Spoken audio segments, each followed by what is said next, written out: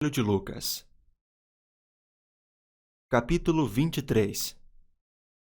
Levantando-se toda a assembleia, levaram Jesus a Pilatos. E ali começaram a acusá-lo, dizendo: Encontramos este homem pervertendo a nossa nação, impedindo que se pague imposto a César e afirmando ser ele o Cristo, o Rei. Então Pilatos perguntou a Jesus: Você é o Rei dos judeus? Jesus respondeu: O Senhor está dizendo isso.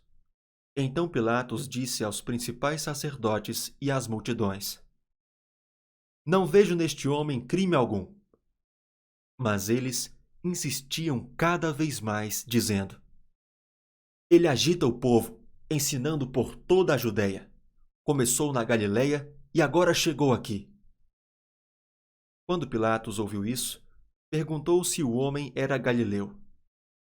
Ao saber que Jesus era da região governada por Herodes, e estando este em Jerusalém naqueles dias, Pilatos enviou Jesus a Herodes. Quando Herodes viu Jesus, ficou muito contente, pois havia muito queria vê-lo, por ter ouvido falar a respeito dele, e esperava também vê-lo fazer algum sinal. E de muitas maneiras o interrogava, mas Jesus não lhe respondia nada. Os principais sacerdotes e os escribas ali presentes o acusavam com veemência. Mas Herodes, juntamente com os seus soldados, tratou Jesus com desprezo. E para zombar de Jesus, mandou que o vestissem com um manto luxuoso e o devolveu a Pilatos. Naquele mesmo dia, Herodes e Pilatos se reconciliaram, pois antes eram inimigos. Pilatos então reuniu os principais sacerdotes, as autoridades e o povo e lhes disse: Vocês me apresentaram este homem como sendo um agitador do povo. Mas, tendo-o interrogado na presença de vocês, nada verifiquei contra ele dos crimes de que vocês o acusam. Nem mesmo Herodes, pois o mandou de volta para cá. Assim, é claro que ele não fez nada que mereça a pena de morte. Portanto, após castigá-lo, ordenarei que seja solto. E ele era obrigado a soltar-lhes um detento por ocasião da festa.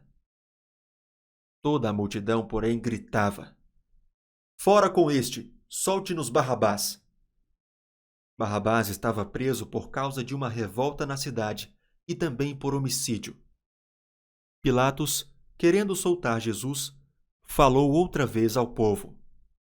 Eles, porém, gritavam mais ainda: Crucifique-o! Crucifique-o! Então, pela terceira vez, Pilatos perguntou: Que mal fez este? De fato, não achei nada contra ele para condená-lo à morte. Portanto, depois de o castigar, mandarei soltá-lo. Mas eles insistiam com grandes gritos, pedindo que fosse crucificado. E o clamor deles prevaleceu. Então Pilatos decidiu atender-lhes o pedido. Soltou aquele que estava encarcerado por causa da revolta e do homicídio, a quem eles pediam. E, quanto a Jesus, entregou-o à vontade deles.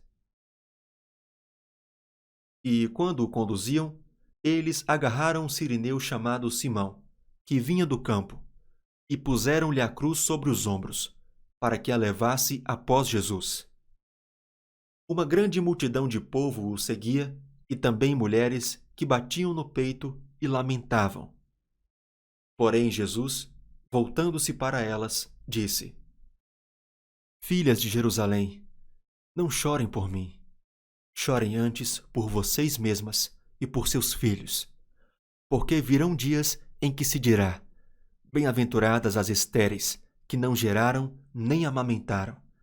Nesses dias dirão aos montes: Caiam em cima de nós, e às colinas: Cubram-nos. Porque se isto é feito com a madeira verde, o que será da madeira seca? E também eram levados outros 2 que eram malfeitores, para serem executados com Jesus. Quando chegaram ao lugar chamado Calvário, ali o crucificaram, bem como aos malfeitores, um à sua direita outro à sua esquerda. Mas Jesus dizia: Pai, perdoa-lhes, porque não sabem o que fazem. Então, para repartir as roupas dele, lançaram sortes. O povo estava ali e observava tudo. Também as autoridades zombavam e diziam: Salvou os outros, e salve a si mesmo, se é de fato o Cristo de Deus, o escolhido. Igualmente os soldados zombavam dele, e aproximando-se, trouxeram-lhe vinagre, dizendo: Se você é o rei dos judeus, salve a si mesmo. Acima de Jesus estava a seguinte inscrição: Este é o rei dos judeus. Um dos malfeitores crucificados blasfemava contra Jesus, dizendo: Você não é o Cristo? Salve a si mesmo e a nós também. Porém o outro malfeitor o repreendeu, dizendo: Você nem ao menos teme a Deus estando sob igual sentença?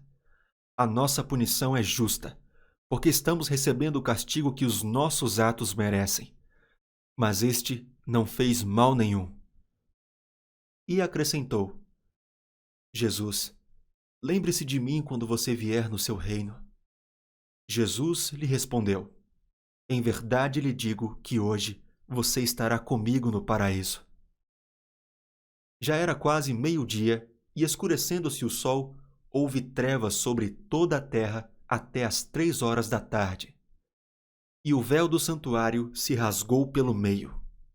Então Jesus clamou em alta voz: Pai, nas tuas mãos entrego o meu espírito. E, dito isto, expirou. O centurião, vendo o que tinha acontecido, deu glória a Deus, dizendo: Verdadeiramente este homem era justo. E todas as multidões reunidas para aquele espetáculo, vendo o que havia acontecido, retiraram-se batendo no peito.